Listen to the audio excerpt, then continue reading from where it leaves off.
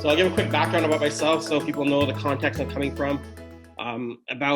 I've been in the fintech financial technology space for about 15 years as a product strategist. I built platforms.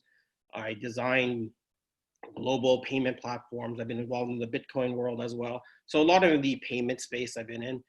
And about early 2018, I've made a massive pivot, lifestyle change. I exited the fintech space and entered into the digital marketing space.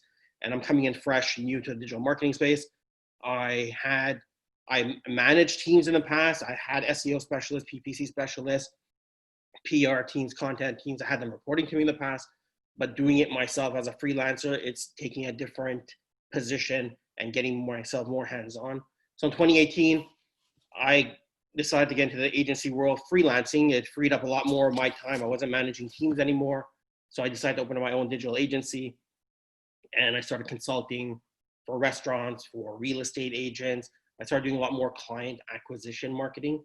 So not just basic lead generation. My whole goal was to build systems, use the background I had, build systems of how do I generate the lead?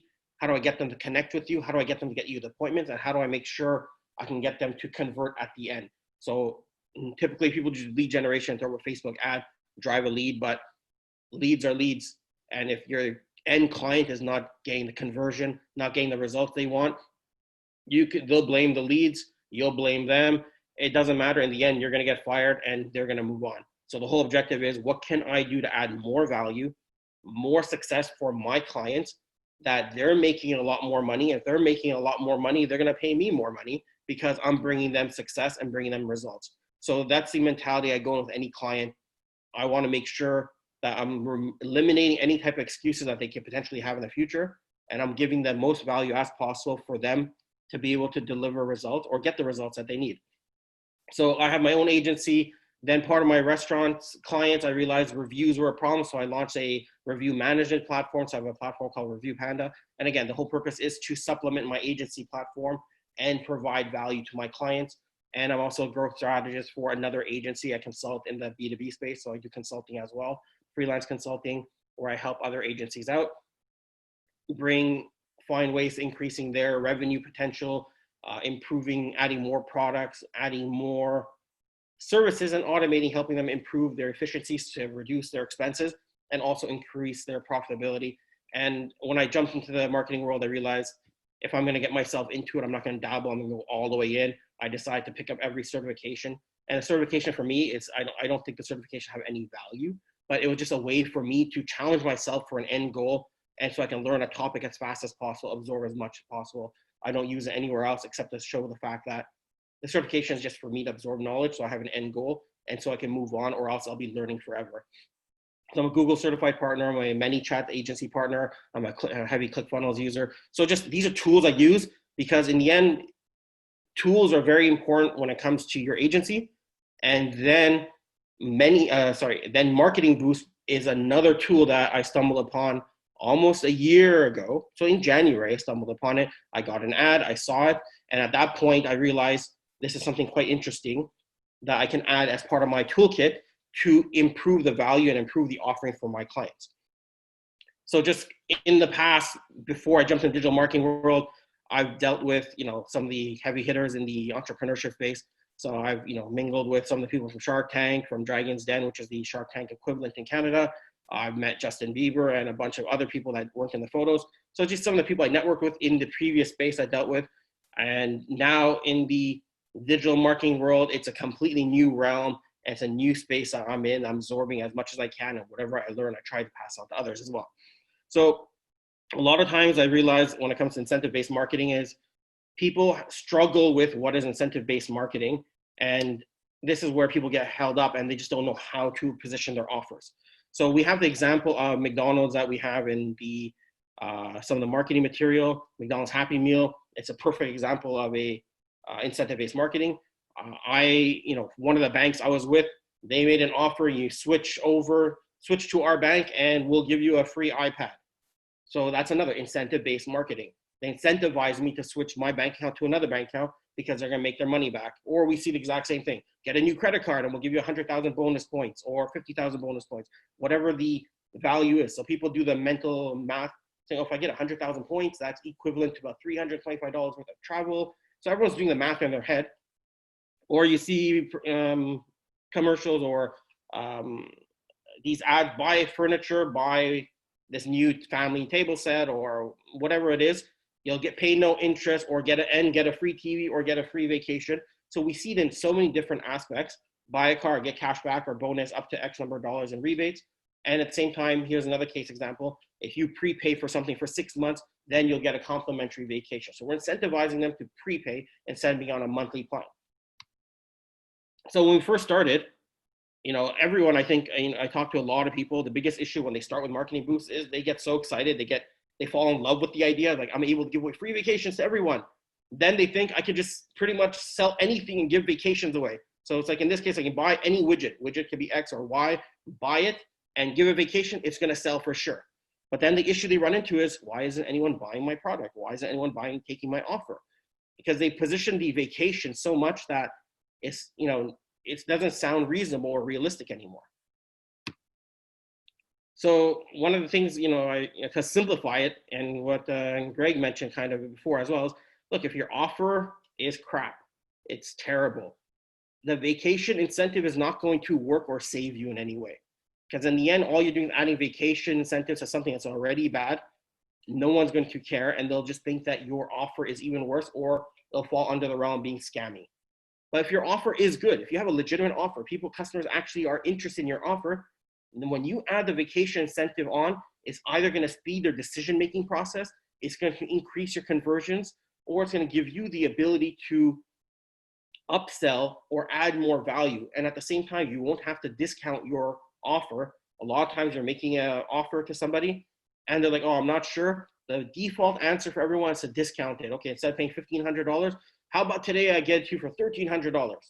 Instead of discounting, bringing down your offer value, if we stack on the vacation incentive, we're increasing the value of our offer. It's the same thing in the mind of the user. They're getting more for less instead of discounting it.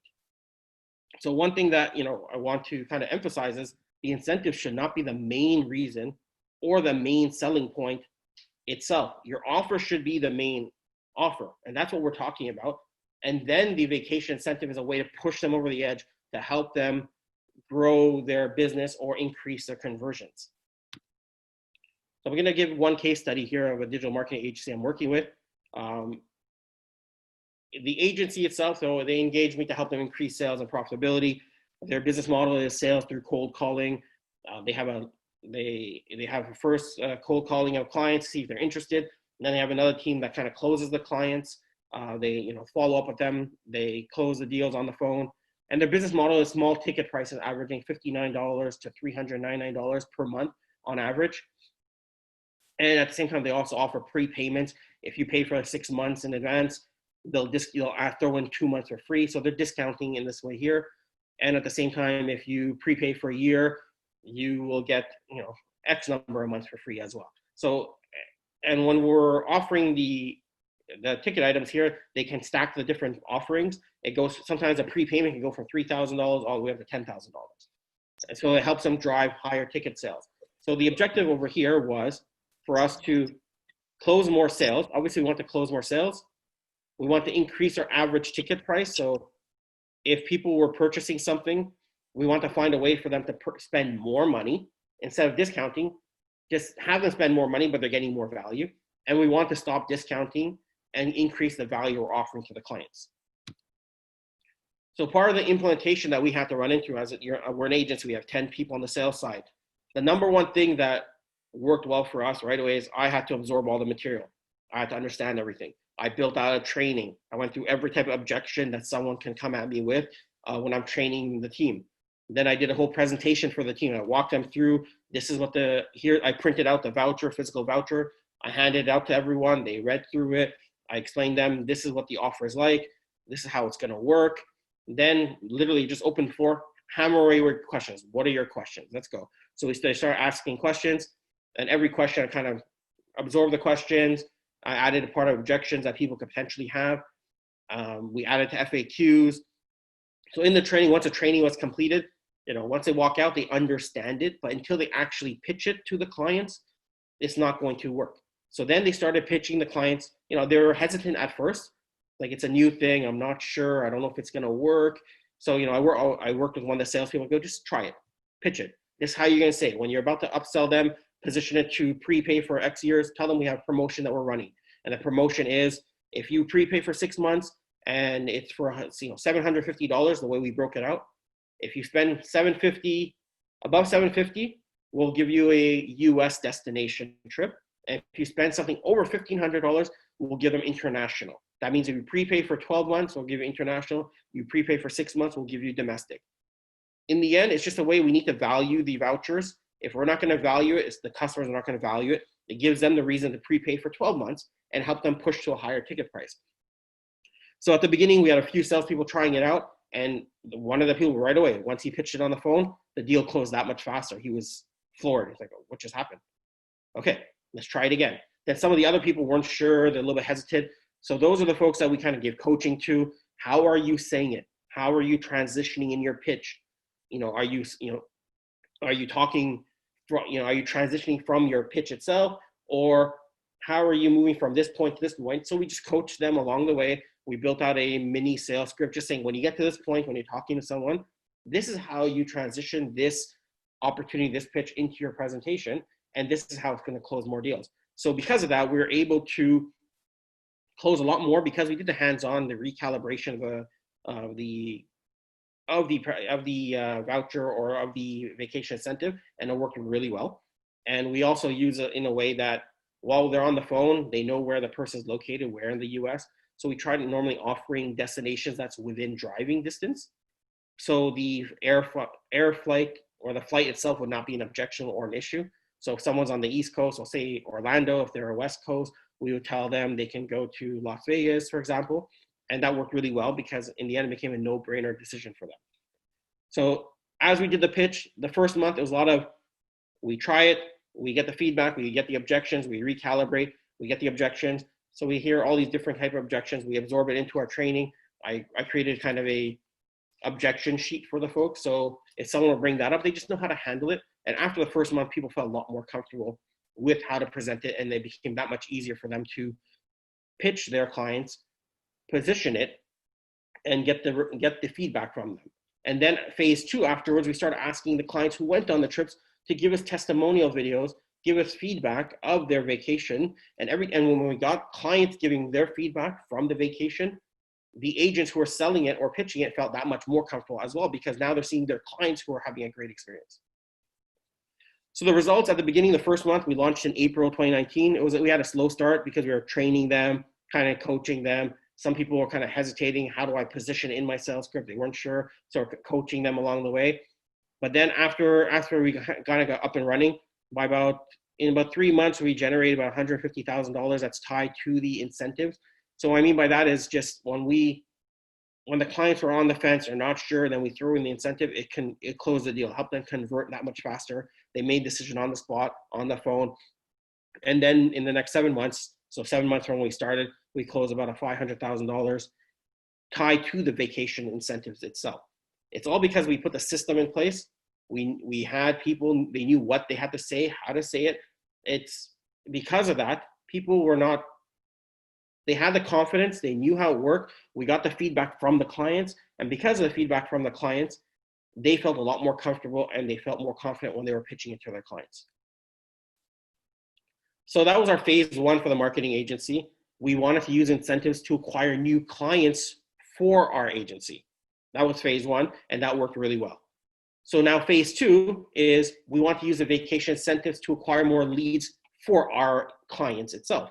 So for example, when we onboard a client and for PPC, so pay-per-click Google ads, or we onboard a client for Facebook ad campaigns, we are now incorporating vacation incentives to different levels for our clients to generate more leads for them to close more deals, and it's to add more value to our clients.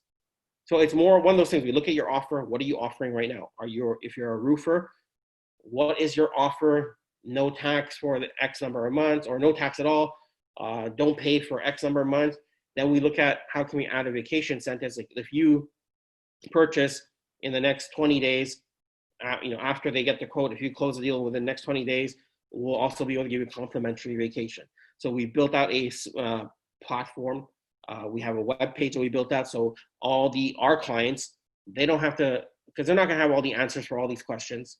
So we give them a general website that any of our clients can send them to, has all the FAQs in there, and it'll address any of the questions that our clients may have or any of their clients may have, instead of our clients having to field those questions because they won't understand it.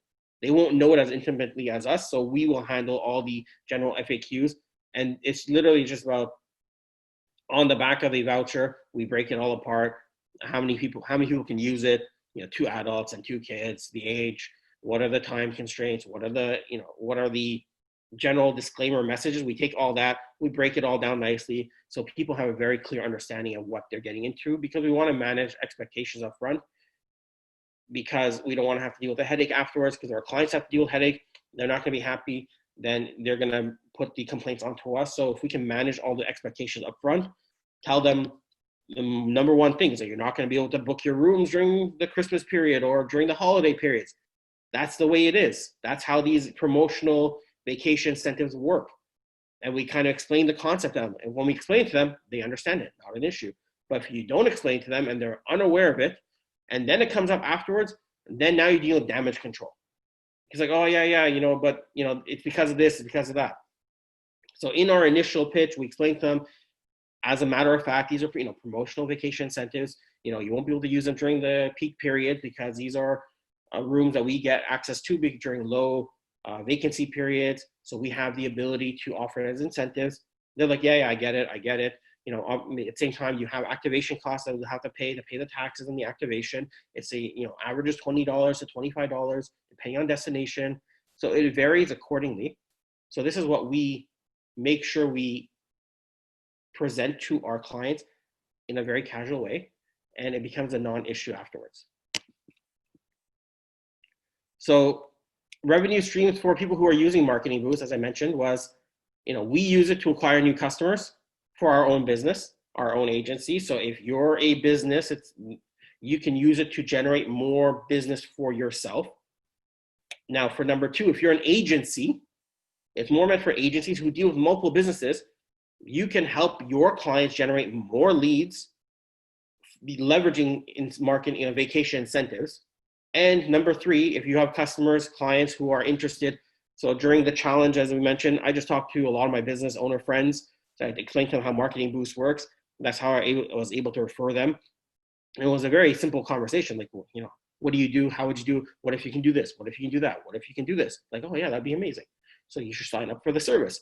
Then you can do this and I'll help you out. If you have any questions, I'll coach you along the way. If you need landing pages, you need automation support, I'm there to help you. So I was taking away the burden or the initial starting point headaches for the users. This is why it was a quick process to convert them. Instead of a general process, I think it takes like a couple of weeks for people to get over the, like, is it good? Is it bad? I'm not sure. In this case, face-to-face, I closed deals very quickly because they trusted me and they would understand, and I was there to help them out. So in terms of Marketing Boost, after the Cancun event, meeting with other people in very diverse spaces, from restaurant space, from the insurance space and automotive space, so affiliate market as well. Everyone has their own strategy, everyone has their own ideas, and it's amazing to be able to absorb those ideas because, even if their business model does not work for you, but you can find 10 or 15% of their ideas that will work amazing if you were to incorporate within your business. So because of that, and because of the fact that when I first started out, I think, truthfully, first 2-3 months, I got the vacations, like, what am I supposed to do with it? How am I going to use it? What's the best way? I'm not sure how to get started. So it's just the getting started phase that people struggle with. I struggle with that. Many people struggle with that. You get into it, you buy into this idea, but then you just don't know how to get started. But once you do get started, then it starts rolling.